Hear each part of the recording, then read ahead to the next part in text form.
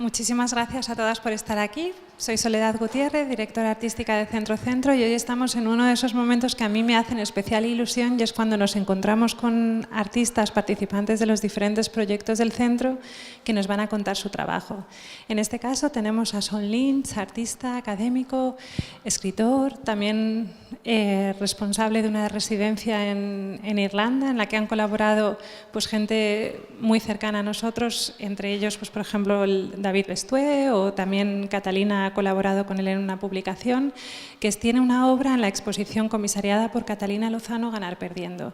En su obra, él reflexiona sobre el vermiculado, y es un muy buen ejemplo. El vermiculado es ese ornamento que hay en la arquitectura, en la que podía tener un origen animal, que es el recorrido que hacen los gusanos en la tierra, y a partir de ahí se podía haber convertido en un ornamento. Y me parece que es un caso muy interesante para hablar de la exposición, o como ejemplo de esas líneas de reflexión, pensamiento, trabajo que abre Catalina en la exposición. Y yo creo que es una oportunidad de lujo el poder tener a Sean hablando de su trabajo. También agradecer al Ministerio de Cultura irlandés que haya apoyado la producción de la pieza, el viaje de Sean a presentar el proyecto. Y nada, yo nos dejo, porque lo voy a disfrutar tanto como vosotras, con la presencia de Sean. Muchas gracias.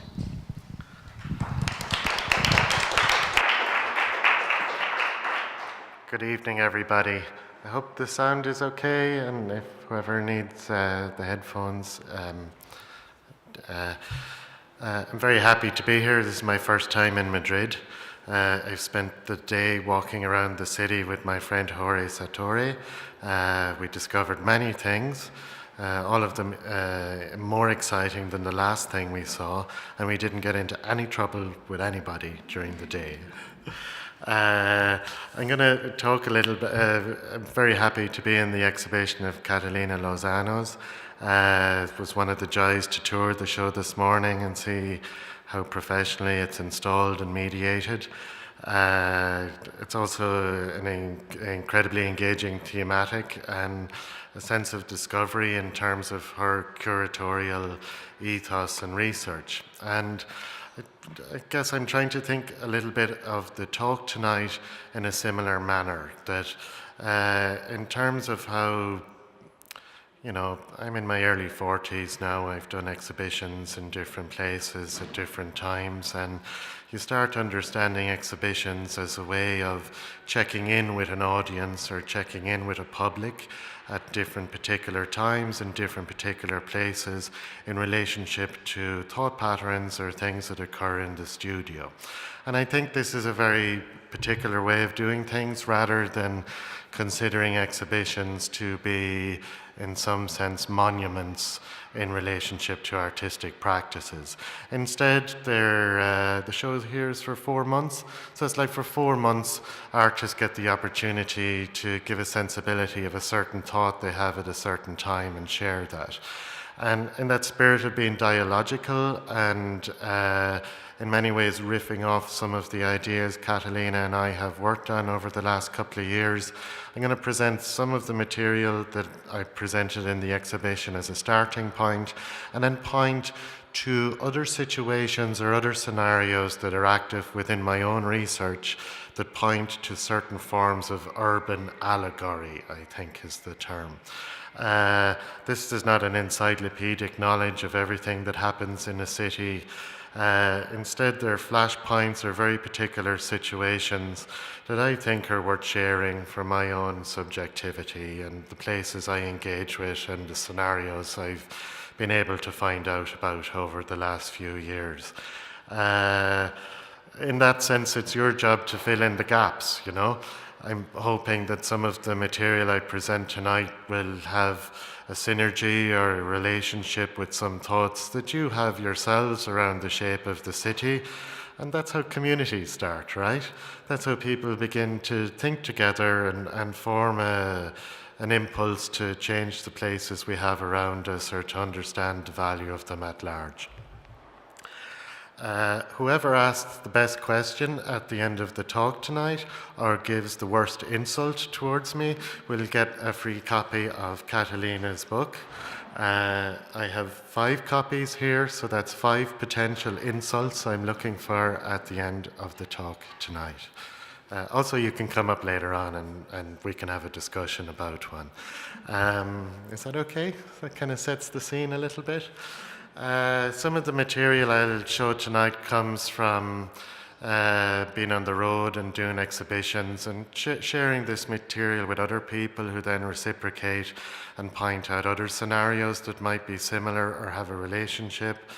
One particular show, which there's a good bit of material in, was made at a gallery called Flat Time House in London, which is the former house of the English conceptual artist John Latham, which now runs as an exhibition space and an archive of his work. There's some other material was shown at the Venice Biennale in 2015, and then there's a bunch of other things I actually haven't shown to anybody publicly before, so I'm very excited. It's a new talk for me, and I'm grasping with this material as well. The image that you see behind you here is the exhibition layout for the piece you see downstairs. It was designed by London-based designer Wayne Daly. He's an Irishman. And you can see these, Patricia is name-checked on the bottom of the label there for contributing some valuable information about Madrid's public realm to this work. And the thematic of the piece and the video that's shown is a particular type of architectural ornamentation, which is very, very prominent throughout the UK, many places in Ireland, Germany, North America in various cities, and it's called vermiculation. Now, we were having a joke around the translation of vermiculation earlier on. Vermicelli, one might think of if you were eating Italian food. And the root of the terminology comes from the humble earthworm. The first kinds of architectural ornamentation that ever existed in civilization comes from the mud hut. So when the mud hut was constructed, the earthworms in the mud would come out of the earth and they would make these patterns on the outside of the hut. You would see the shape of the worm and the worm tract evident as the mud dried in the sunshine. The pattern, in some way, through processes of skeuomorphism, begins to be recognized by many pieces of neoclassical and 19th century architecture in the building boom that is associated with the growth of institutions, the state, the jail, the bank, and the construction of stone buildings in cities, places where a stone building didn't necessarily exist in a sense of ornamentation before. The images that you see here come from London. Here's Whitehall, the centre of many of the government activities in the city there. A fine, sturdy, neoclassical building. You wouldn't knock that down in a hurry, as they say. And if you look very closely at some of the architectural ornamentation on the bottom floor of that building, you see these patterns, which again refer to the notion of the worm eating its way in and out of the stone, turning the building into rubble and ruin. This is a different form of architectural ornamentation than what we typically consider the medium to be. We normally expect statues to great men, revival of classical themes. Here you see a stonemason in a yard. This is probably the last thing that would be done on the building in terms of its decoration, deciding to put a curse on the institution inside. As you can, From the label here, you can see that the British Cabinet War Rooms exists in the building. Also, the Department of Arts and Tourism are existing in the building there as well. So this is in some way a revisitation of some curse that existed before the construct of history. And I've been very interested in trying to map this particular pattern in different locations in the last 10 years. And the video work that you see downstairs is a sample of that material shot in the last 4 or 5 months on my travels. Who knows where this virus, how it transmits itself? It could have been a very keen architect who did the grand tour of Italy in the late 18th century, who made a quick drawing one day of some building that interested him. It stayed in his sketchbook for a long, long time until he was asked to do a signature building in Glasgow. And then he revised it without knowing what the meaning of it was. It was just a nice, interesting squiggle of a pattern he picked up on his holidays abroad. And then the pattern mutated. It changed to a different situation or scenario.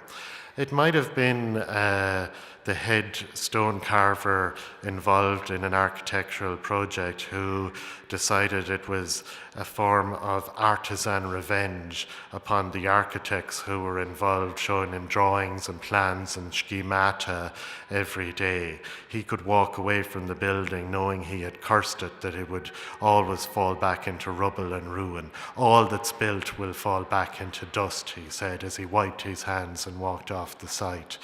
It might have been a situation where there was a building up the road that everybody thought looked really, really interesting, so everybody just copied that building, nobody knowing the inherent symbolism that was placed upon it.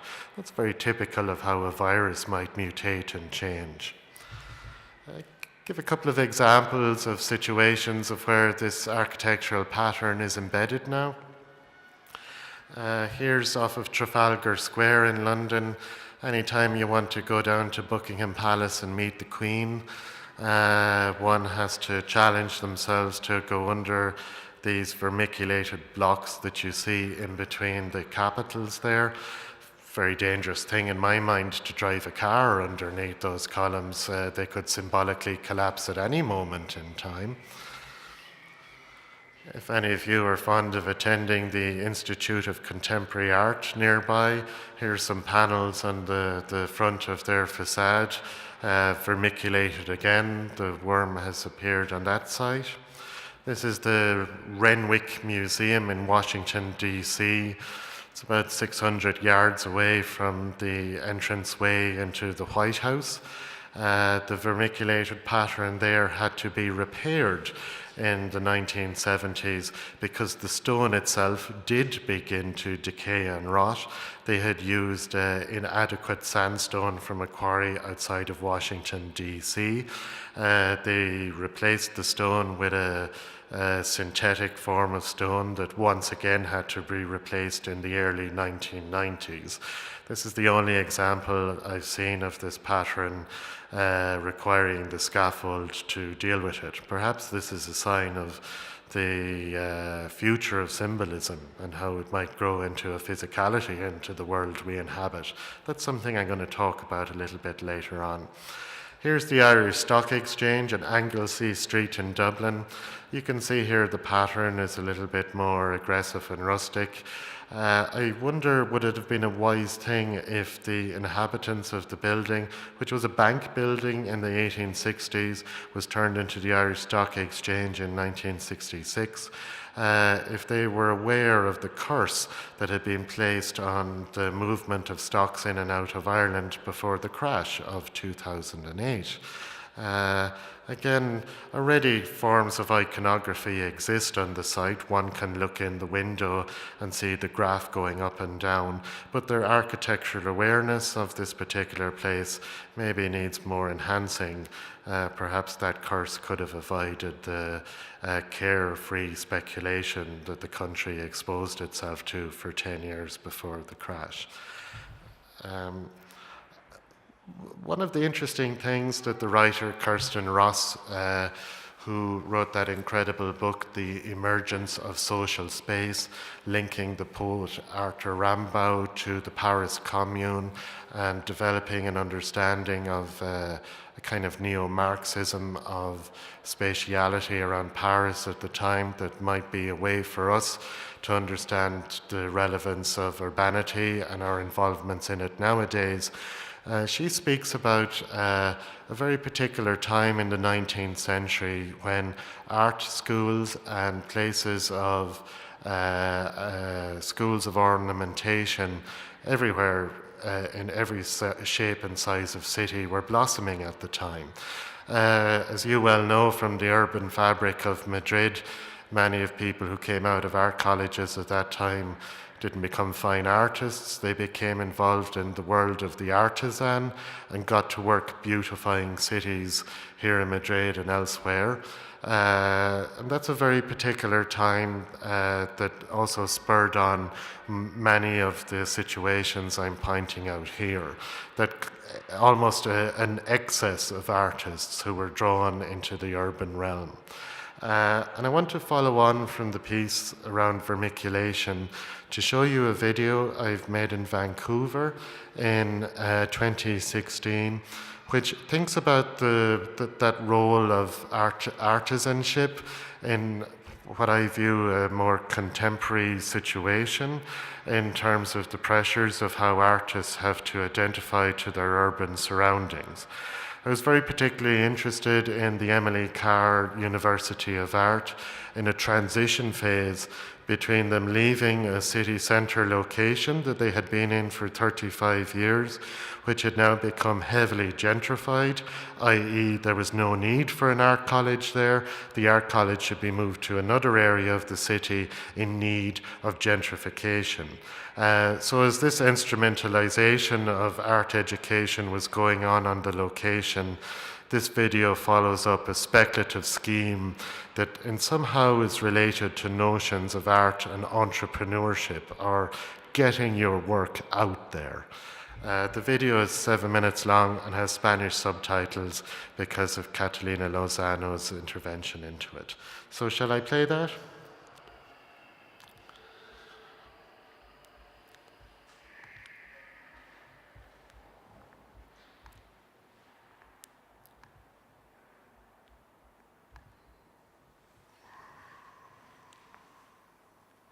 An exciting and unique investment opportunity now beckons with the upcoming launch of the new $122 million art school development.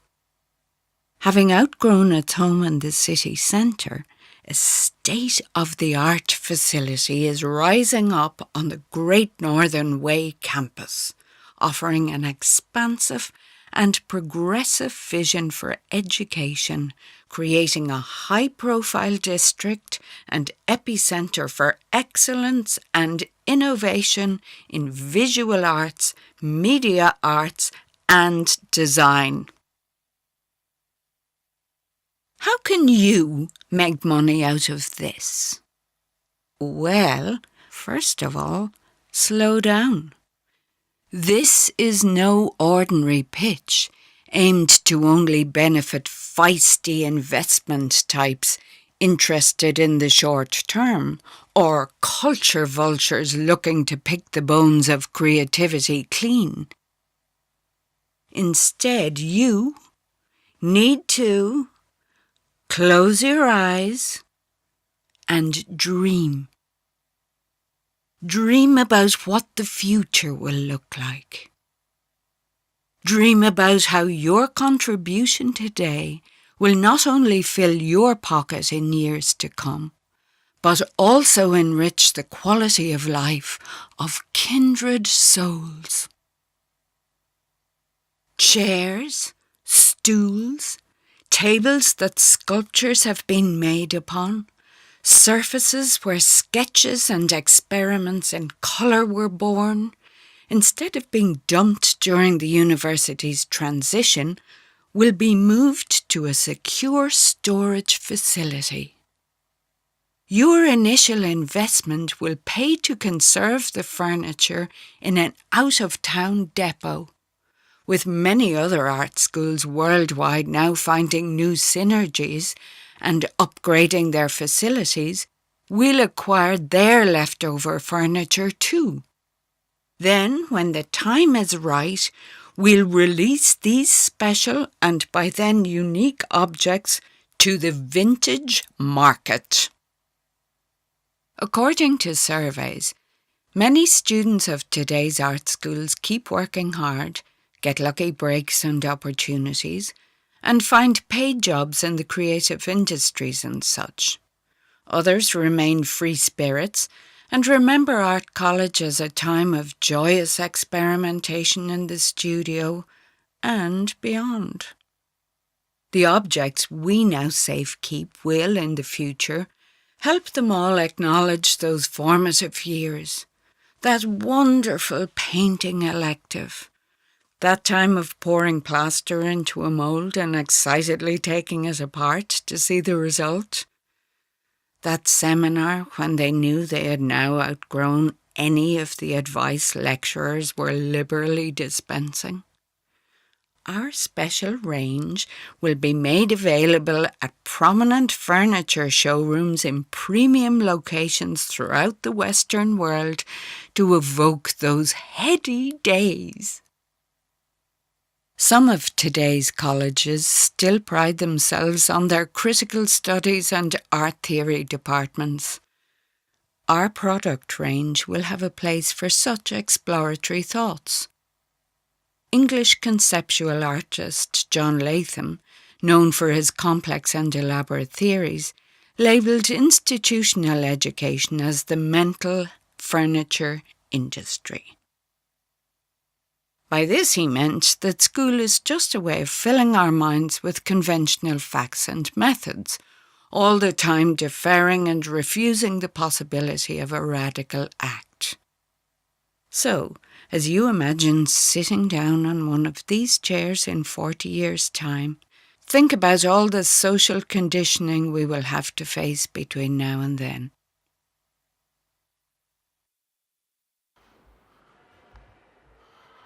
So that's my retirement plan.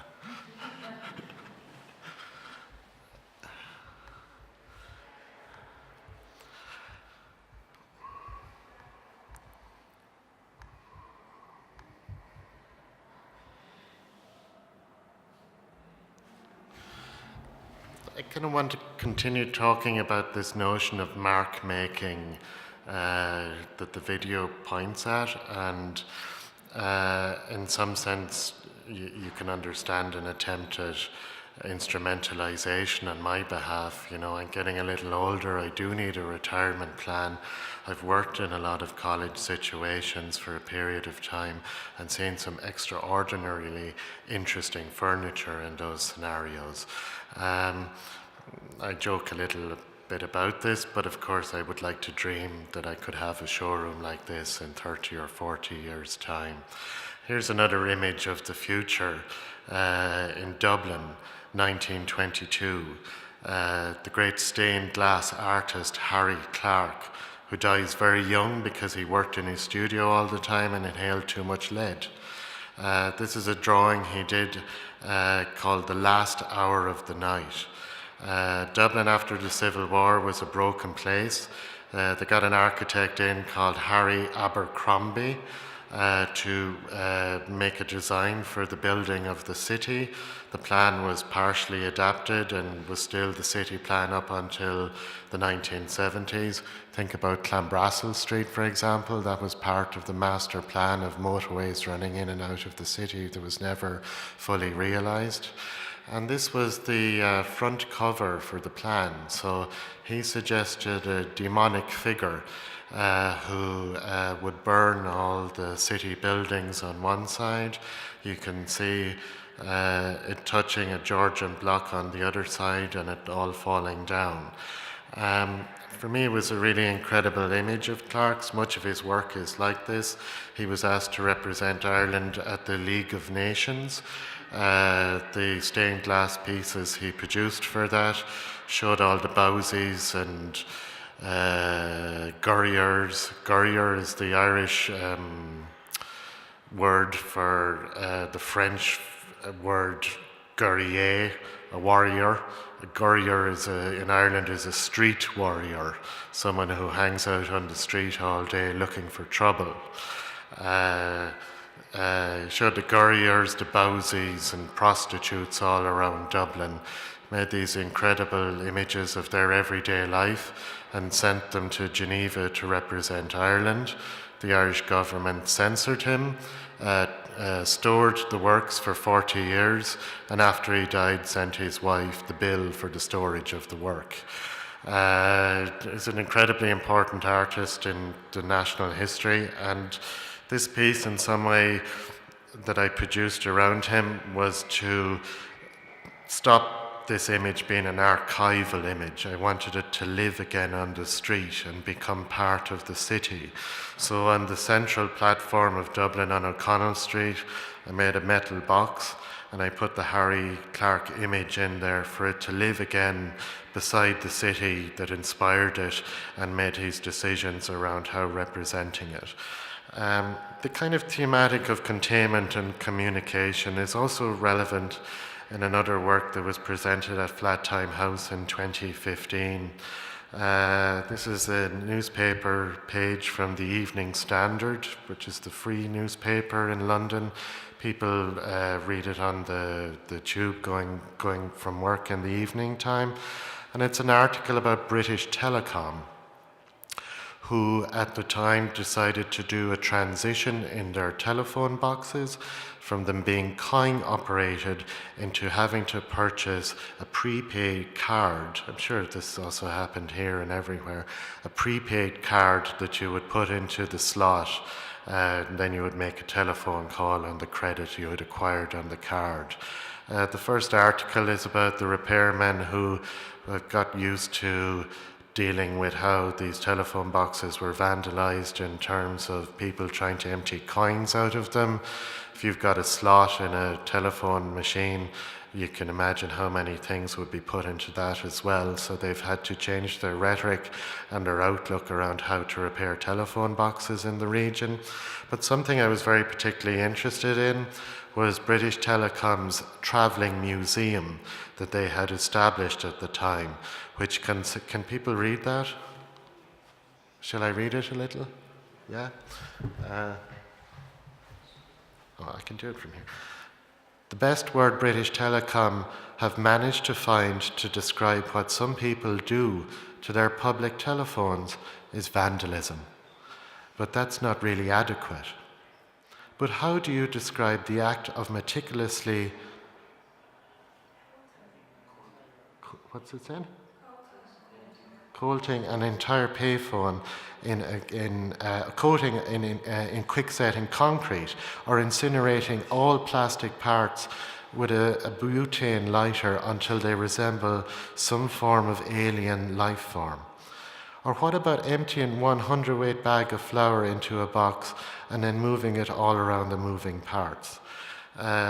British Telecom decided to react by making a travelling museum exhibition that would go to different schools around Britain, so kids could have a look at how extreme the vandalism was to telephone boxes, and that would teach them to never do it themselves. I've been searching high up and low down to try find more evidence of this particular museum, you know.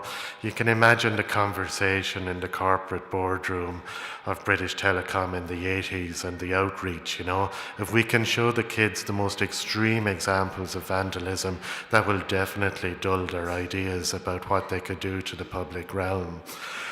You can imagine the other conversation in a Blairite-influenced room in the UK when British Telecom became a private entity some years ago, that they had to bury that museum very deep in their archive.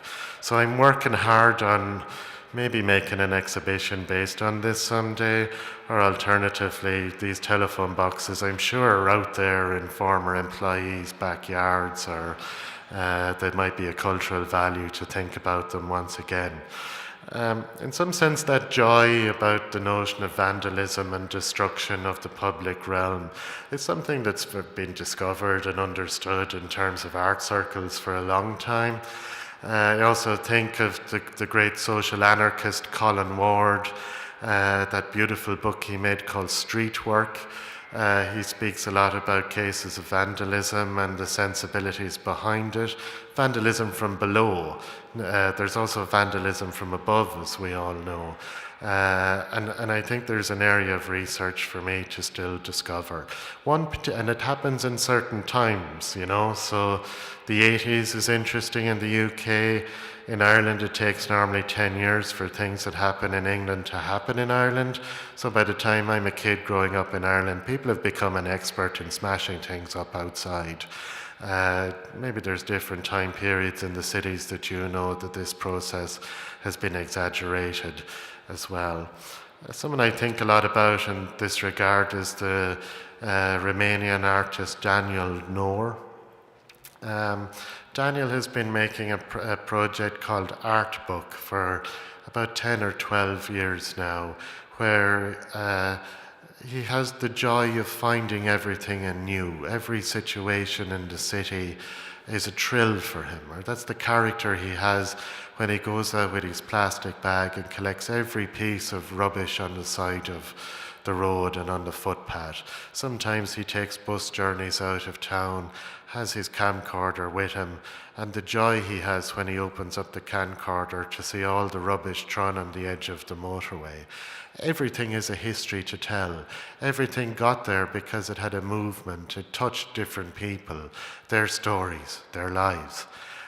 So he's collected all this rubbish and he makes very beautiful art books with them, where he takes the rubbish, puts them into these books, compresses them on industrial presses, and then gives them out at openings. And he's an artist I think a lot about. He was very prominent in the last Documenta and a good man as well. Here he is in Dublin beside the 24-stop tourist bus. As everyone else crosses the road, he can already see all the gold there on the bottom of the footpath. You know, I don't want to talk too much about some sort of liberal interpretation of the built environment. There's also situations where the inert conservatism that we all understand about how things are built, seen and maintained, produces interesting situations in my mind. This is a cover of Country Life magazine in the autumn of 1990. Magazine, I suppose, is reflective of a lot of thoughts that occur in rural England about the pastorality of the landscape and the invasion of the automobile and modern processes into it. You can see the man talking to his buddy with all the cows waiting and the traffic jam he's causing because he's the king of the landscape and he can do that on this particular site. I became very interested in the magazine through the writings of the architectural critic Martin Pawley, who I'll speak a little bit about and quote later on. And Pawley pointed out in one of his articles a scheme that Giles Worsley, an architect in these circles, pointed out about petrol stations dotted throughout the English landscape. Maybe I'll read a little bit of the beginning of the article for you here. Do petrol stations really need to be so ugly, and are oil companies just lazy? In their prefabricated thousands, the stations scar the country, apparently without a thought having been given to their impact. They sit on the edge of the most beautiful countryside and unspoilt villages, but nobody seems to suggest that they could be architecturally attractive or even fit into their surroundings. A little thought and imagination show that there are many different ways in which a petrol station could be treated. I'll show some examples from the illustration that accompanied the article. Here's a car wash with a kind of pagoda type theme. the shop and has an Orientalism that could be adopted by the different petrol companies rather than the utilitarian architecture we all encounter. The dragon pump, the primitive hut with the petrol pump sited within it, cast iron tree stump pumps painted, suitable for all rural areas, especially in Wales and Devon. Naturally enough, the shape of the minaret and the mosque is thought as being a relevant way of considering the future of petrol station design, because all the oil is coming from the Middle East. The Alhambra fountain pump. In some sense, this is always the challenge of the time period we live in and the notion of the quotation, you know. And if you go back and think about vermiculation as a kind of something that maybe bonds together material and symbolism in one way, I wanted to offer a counterpoint to the argument of these decorative petrol stations in the writing of Martin Pauly, who suggests that in terms of the notion of iconography and symbolism and how we encounter it nowadays, the petrol station is actually the ultimate object. It brings together the material and the ideas of how the material should be understood in a visual way in a very connected sense. So I'm going to get this quote.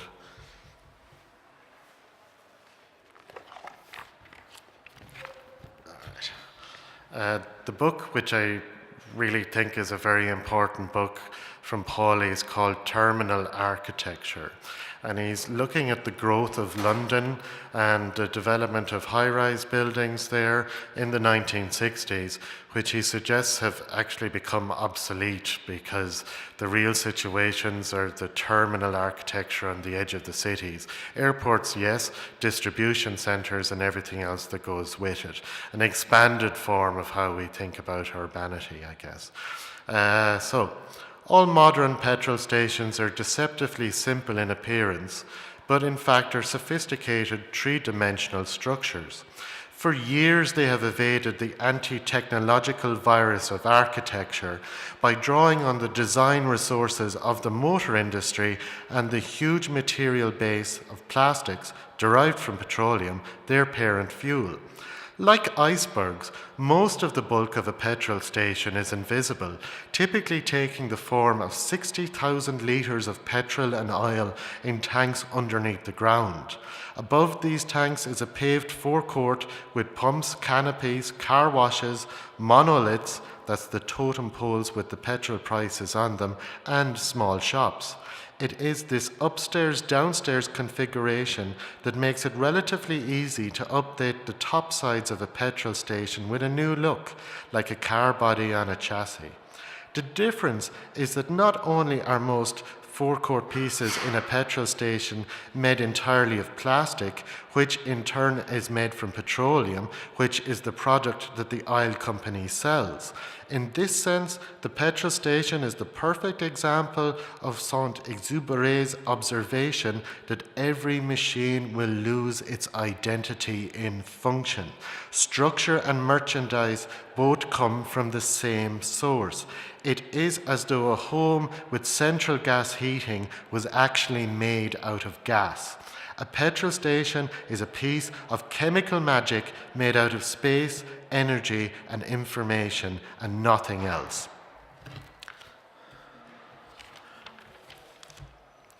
One of the very particular notions through that industry, and you can see an associative chain of thought or loose associations as I'm going on here, is the multinational company Veolia, who I'm sure work here in Spain on collecting rubbish, or some of the city duties have been sent out to them.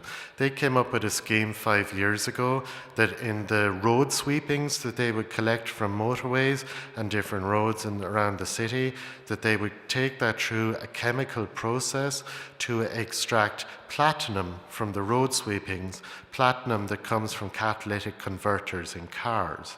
They had essentially a greenwashing campaign suggesting that this would be like a new form of gold from the streets below us. I was very excited about this. I was making an exhibition at the time.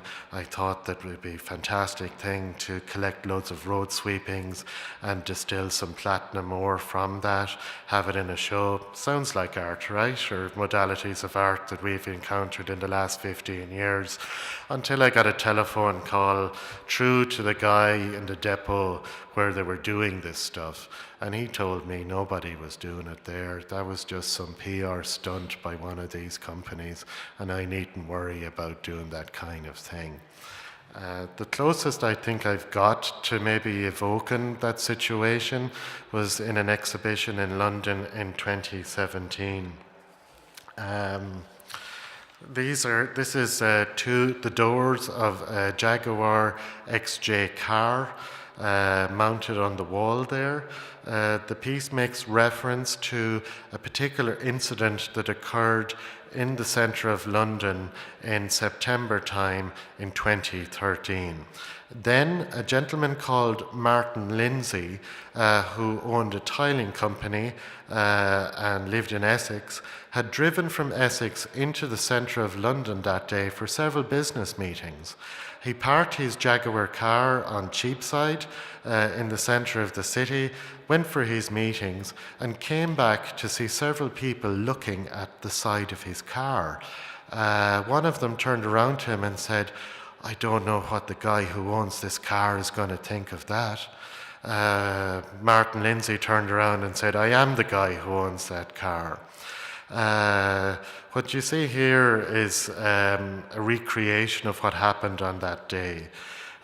Sunlight reflecting off a new skyscraper that was built nearby, essentially a concave shape on the skyscraper, turned the sunshine into a death ray, I think is the best term, or a fry scraper. I'm going to have a good few puns in this story, and ended up melting the side of Martin Lindsay's car. Here's my construction of the event using a car, a magnifying glass, and the sunshine a couple of years later. And the back panel here as well. The building that was to blame for this situation is effectively known in London as the walkie-talkie. It was built by a Spanish architect, a Catalan architect, Rafael Viñoly. Yeah, great. Huh? He's Argentinian. Okay, thank you. He was not aware of, in his statement, he said he wasn't aware that the sun shined that much in London. The building he constructed has acquired this nickname, the walkie-talkie, because as you can see, it does look like a two-way radio receiving and apparatus. When it was being constructed, the shape that you see here closest to you magnified the rays and dropped it down onto the street where Lindsay's car was positioned. There was also a hairdressing shop nearby that had some products that they had for sale. They were melted through the window. The local Vietnamese cafe noticed an unusual smell in the eating area. They had a look at the front of it. Some of the seats were melting. Of course, this is incredible fodder for newspaper reportage, okay? The Daily Mail newspaper brought a frying egg down, a frying pan down to the site, started cooking eggs and handing them out to the public going by. In some sense, this isn't a building. The heritage of this particular object, with its death ray to the citizens and their objects below, is more so based in understandings of high-tech architecture, where experiments began far outside of the urban core in, say, warships. okay? How warships are constructed, or say an oil rig, the violence of the oil rig extracting all that material from, plundering that material from the Earth's core. They were experiments that occurred with the growing notion of the City of London. Something like that gets dressed up in glitzy glass and gets placed in the centre of the city and constructed as an idea 8 or 10 years ago. It's a revenge of material. You know, imagine the pain that steel has understood, being pulled out of the Earth's core, dragged through all those furnaces, beaten into shape by man, taken from one place to another. Its sense of being in the one location since the development of the Earth, killed by the aggressive notions of industrial capitalization. Why wouldn't it want to rebel once it gets into the middle of a location like that? In some sense, Heidegger might have some ideas around this. This object as a magnifying glass, or as a device for us to understand how quickly we're moving materials and objects around the place, and how maybe we don't completely understand the consequences of that. When he speaks about the wind, you know, we never experience the wind. We feel it on our skin, perhaps. But that's the feeling of our skin. Or if we leave a door open, we see the door move. It's the door telling us that the wind is there. Or if the leaves on the trees blow, that's the wind doing that, but we know it only because of the leaves moving on the trees. In this case, perhaps we only know of the pain and suffering of those materials that have come to shape that building and the potential of how they relate to the sun by the burning of that car down on the streets below, by the frying egg situation made by the Daily Mail reporter, and all those hair products that fall apart once the sunshine collapses upon them. Something I'd like to point out in this regard at this moment is the kind of sensibilities, or how we understand when events such as this are experiencing the notion of an entrepreneurial idea around art colleges, or understanding the iconography of an Irish man long dead in Dublin, or the processes of vermiculation are, is that in some sense these could be considered very trivial notions or ideas that exist around the fringes of what we know the shape of urbanity might be. And I'm a believer, and this is one of the reasons why I present this material publicly, is that they're more than just a sense of trivia or some kind of funny story to tell someone on a night out or to mention briefly in circles. Instead, I think that by trying to understand these things and form them in a group or a common area of research, that they might become something more than that, and explain how much malleability that exists in the urban form and its extended versions in the last 50 or 60 years. So there's a lot of gaps in my research, but I'm pushing it, trying to understand that, because I know I only have the one life here. You know, and the spirituality that we should understand in a city landscape is not about something that's given to us from above, from an institutional understanding, from the conceits of the overbearing hegemonic structures that we encounter every day. Instead, spirituality comes in the 1001 tasks that we have to do every single day.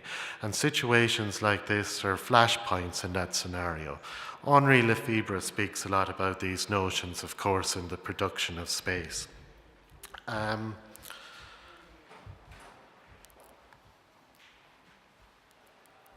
Okay, I'm going to finish on one more scenario. I'm going to speak a little bit about it and show a video that's 8.5 minutes long.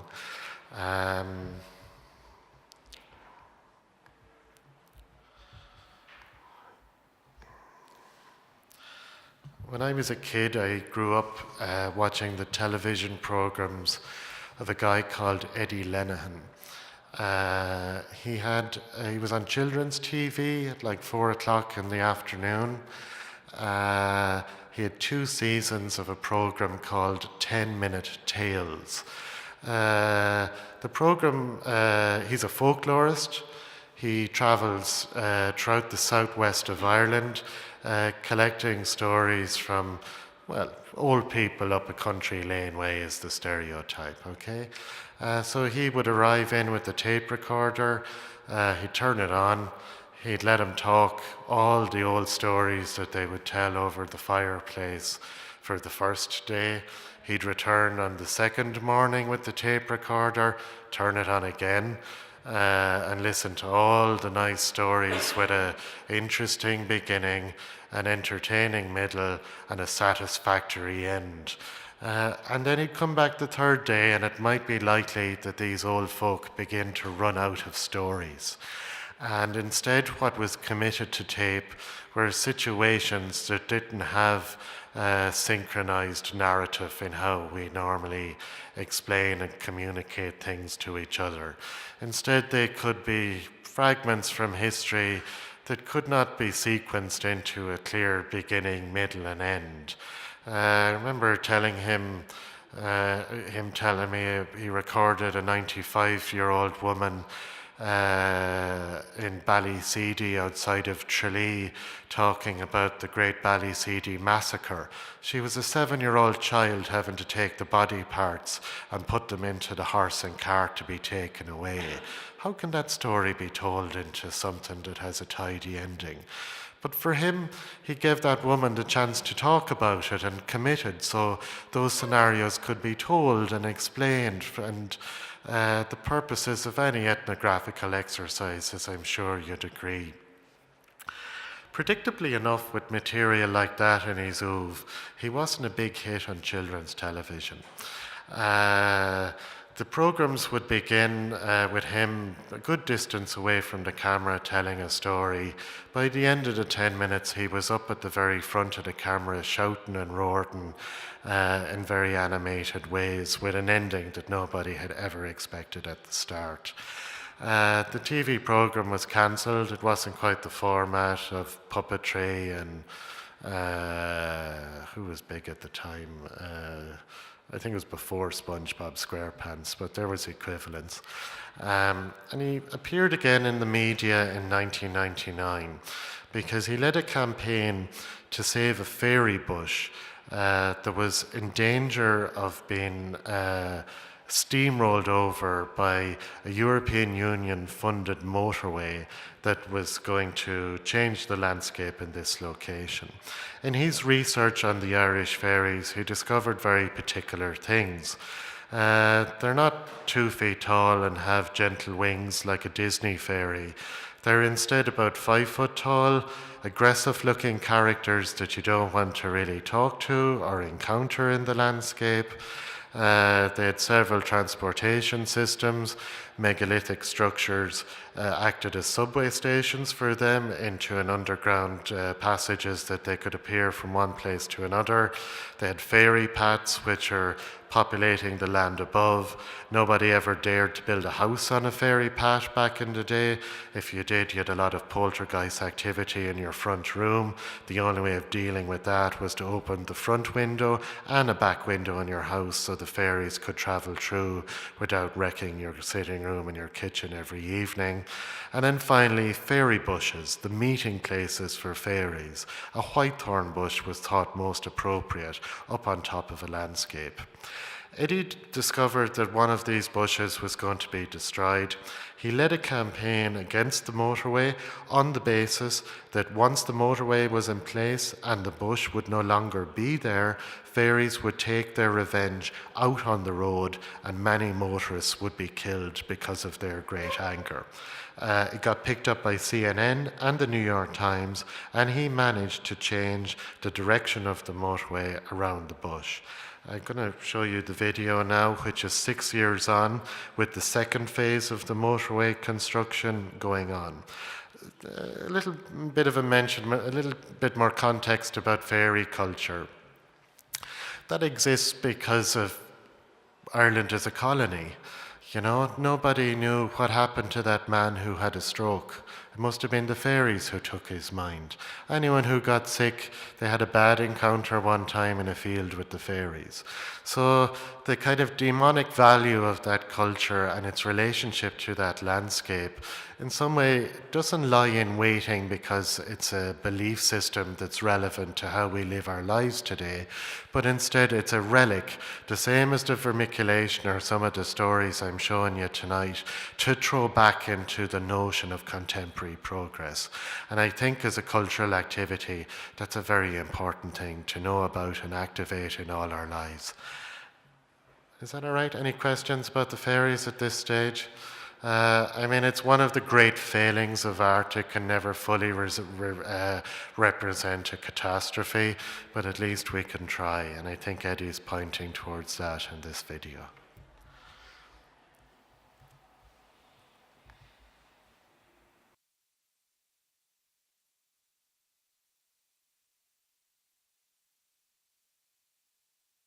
Spanish subtitles because of Catalina Lozano.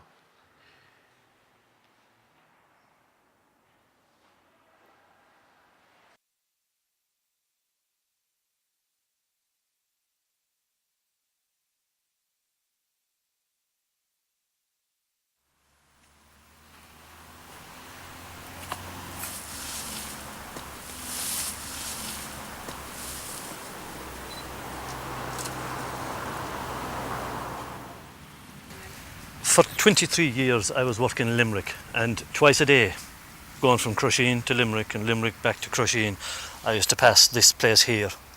And at that time, in the 70s, 80s and 90s, there was no new road. The landscape was straight up from the Fergus, open fields, and this place where I'm standing now was up on a height, have to believe it now, and it was called Lynch's Crag. And at the top of that crag was this bush, what is now known as Latoon Fairy Bush. And I've had heard the story. I used to notice the bush, of course, every day, because you couldn't but notice it. There it stood on its own up at the top of the crag, kind of a landmark, windswept kind of bush because of the wind up from the Fergus estuary. And I always thought there's something strange about that, because it was a lone bush, and I always heard from old people, a lone bush, a shgach. Well, why is it alone? So I made inquiries. And a man over there, dead now, he finally told me the story about it. That this was no ordinary bush, indeed anything but. And he said that he had heard it from the old people before him, and he was a man in his late 70s when I knew him. He said that he had heard from the old people that this was a special bush in the sense that it was where, when the fairies of Munster would be fighting the fairies of Connacht, and remember, the Irish fairies are always fighting among each other, they're very belligerent, townland by townland, parish by parish, county by county, province by province. But the big battles, the important ones, like the ones between the provinces, when Munster fairies would be fighting the Connacht fairies, this was the bush that they'd gather around. And when they'd be all in, off they'd go, off through the sky into Connacht, to wherever the battle would be taking place that night, and they'd fight their battle. And as he said, sometimes they'd win, sometimes they'd lose, but no matter, win or lose, they'd have to come back here again to collect the number of them that were left. And now they'd be coming back and dragging their wounded and their dead with them, because remember, the fairies can kill each other. We can't kill them, but they can kill each other and wound each other. And when all of them that were coming in, that were returning, had come in, the leader, if he was still alive, he'd survey his troops for the night, and he'd say, right lads, home, and they'd scatter out into all the forts of Munster again. And the old man that told me the story, and this was the story that saved the bush in 1999 originally, from all the mess that you see going on around here now, within a radius of maybe 10 or 12 yards of this bush, he used to see on the ground, the grass had been shot that time because it was grazed by cattle. He used to see on the ground these lumps of stuff, as he called it, like liver. He said it had the consistency of liver. I remember him telling me that, except it was greenish. And immediately he'd know that on the night before the fairies had been fighting. Because of course they're not human, they haven't red blood, but their blood is greenish. So whatever the old man saw, and he was an unlettered man, an ordinary man, I'd say, he never went beyond primary school probably, but a very knowledgeable man. He kept his ears and his eyes open. He wasn't stupid anyway.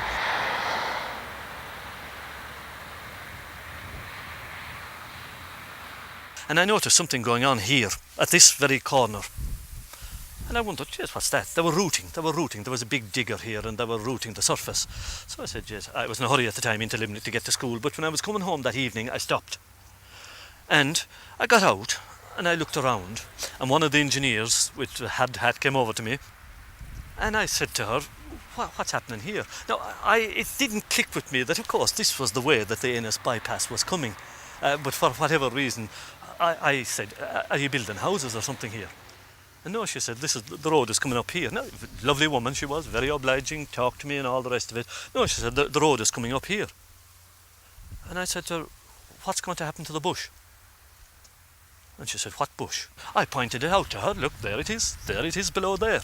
We were up there at the time, above at the crossroads.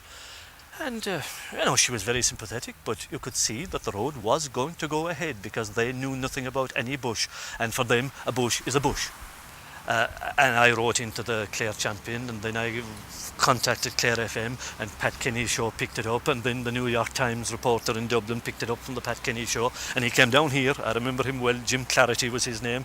He was a big stout man, but he came down and he took notes and he took photos of the bush. His photographer was with him and all that, but I knew very well he didn't believe me. Because, of course, he came for, a Paddy Leprechaun story, a quaint Irish story that you could have, for the Irish readership of the New York Times. But I told him, look, I'm only telling you what the old man above here told me.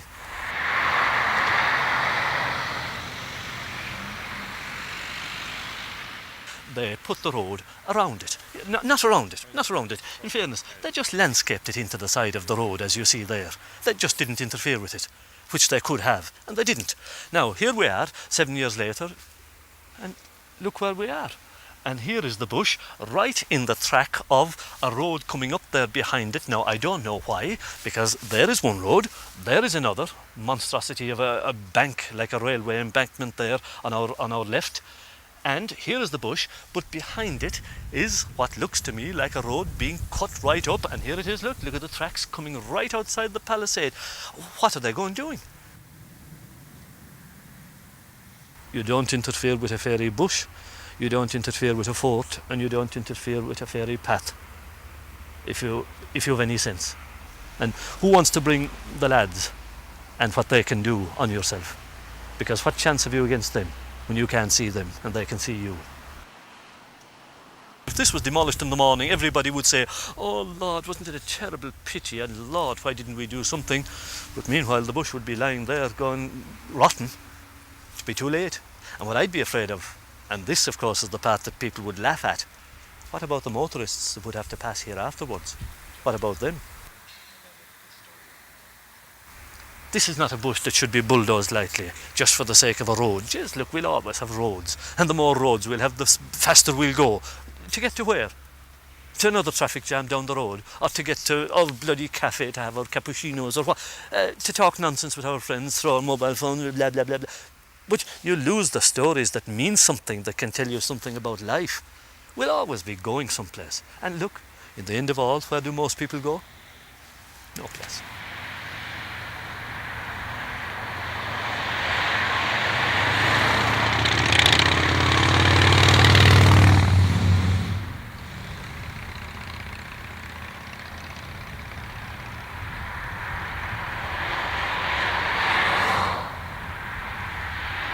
At the time of the production of the video, it was quite a pressurized situation because the second cycle of progress in terms of construction of the next motorway link on that site had began. The construction company had refused us entry to the site to make the video that you see there. So we just waited until Saturday evening when everybody had finished their overtime and broke into the site. The good news is the bush is still surviving. In another, when are we now? Another 6 weeks it will bloom. It's a whitethorn bush. They always lift the landscape so beautifully at that time of the year. And if you ever need to visit it, it's at junction 20 on the M11 motorway in Ireland, and you can see the road going around it there. I hope the material I've presented tonight in some way, for me the most interesting thing is that they have an associative value with Catalina's very beautiful show downstairs. I hope they help you maybe think a little bit about the shape of the cities and the way you go around here, and maybe there's nice relationships you can carry forward or very particular things here that you think are interesting. This is what keeps me up at night time thinking about this stuff, so it's always very helpful to share it with people. Thanks very much.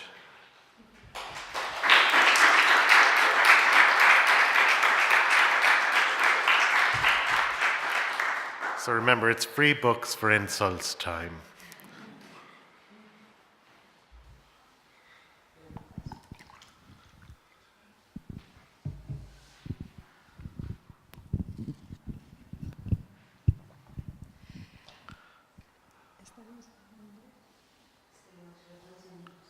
Vale.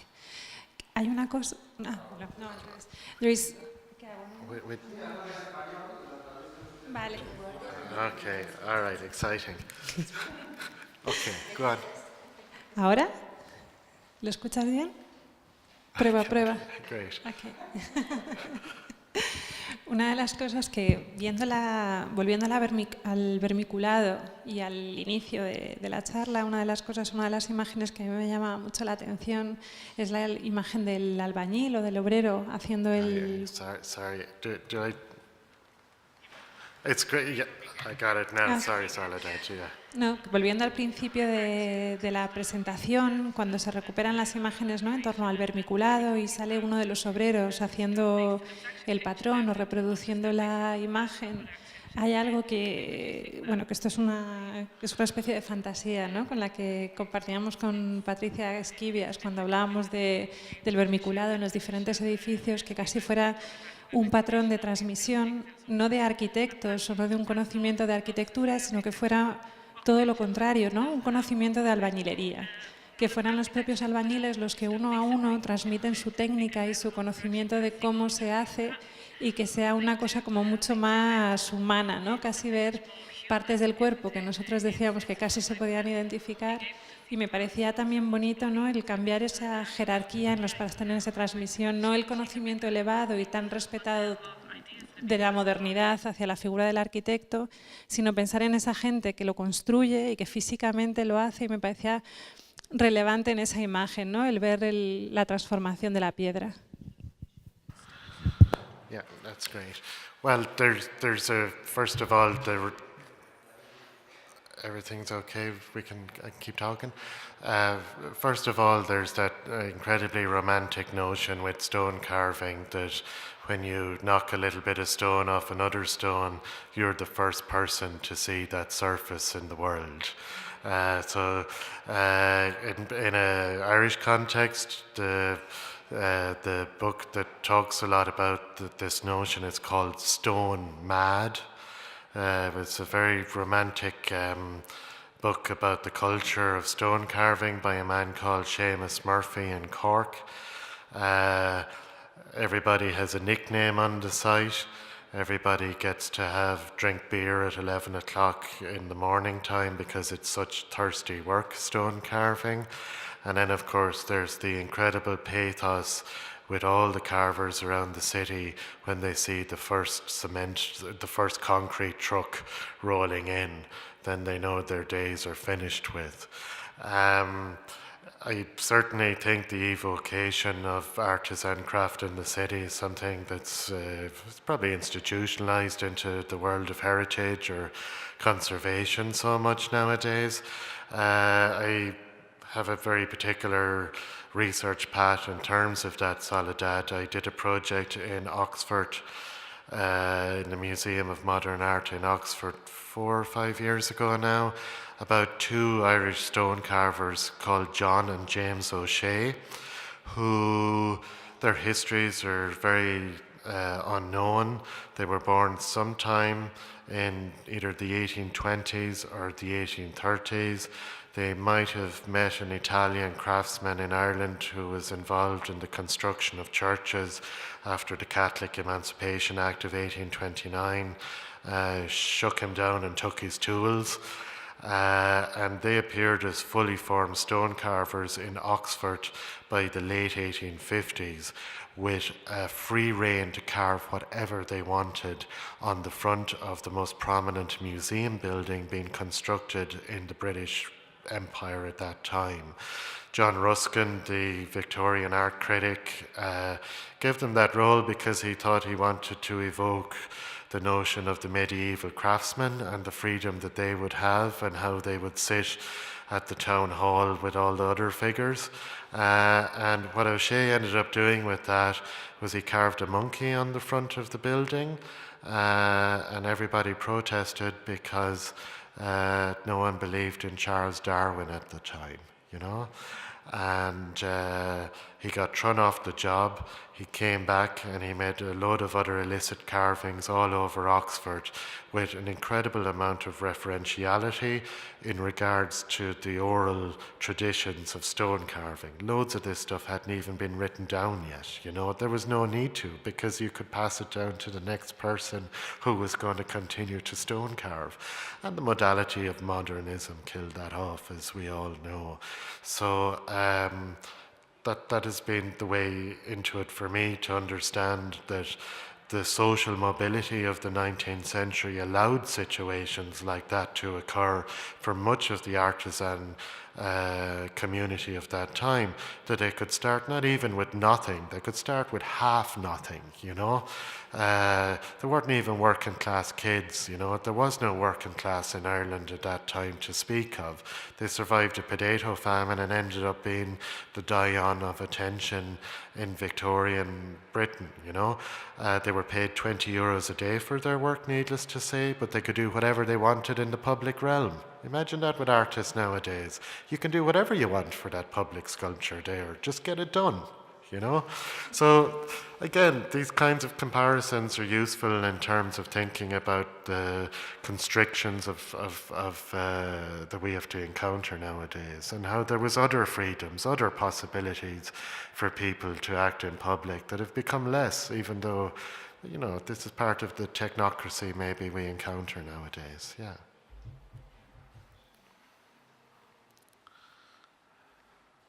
Thanks.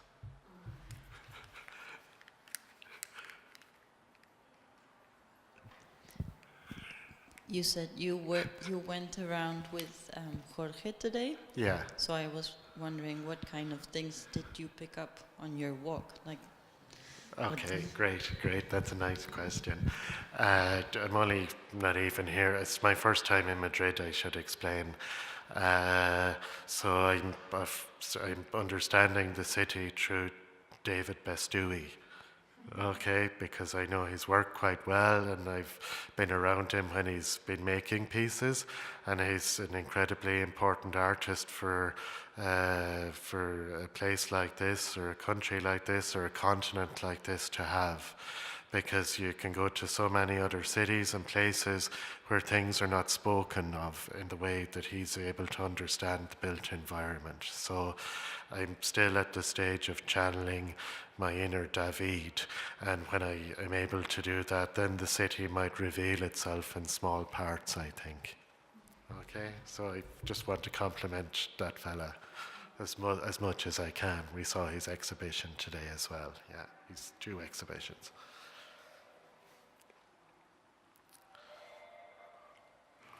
You know, and that's maybe a good way of thinking about situations, because so many cities are, the first encounter is a branding encounter or a marketing encounter, and the incredible amount of time and energy that city authorities put into that notion of selling a place, you know. And, you know, if someone's off the plane, they have to contend with that. So it's always so pertinent to find communities of interest, or how people actually dispense with that and get earnestly on with the making of culture and location in a way that's outside of that notion of commodification. So it's not a smart answer I'm giving about David, it's a very truthful one. Yeah. When are the insults going to begin? Jorge?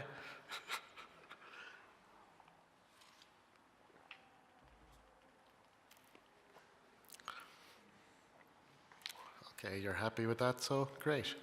I've got a few books here, like I said, and I'd really like people to take them. So if you want to come up later on or have a chance. And again, it's just an opportunity, I suppose, to understand. This is a book I worked with Catalina on 15 months ago, and it's just a chance to see some other notions of thought and interrogations she's been leading in the last couple of years. And again, it might be an opportunity to enrich the scope of the exhibition downstairs as you encounter it. Thanks very much.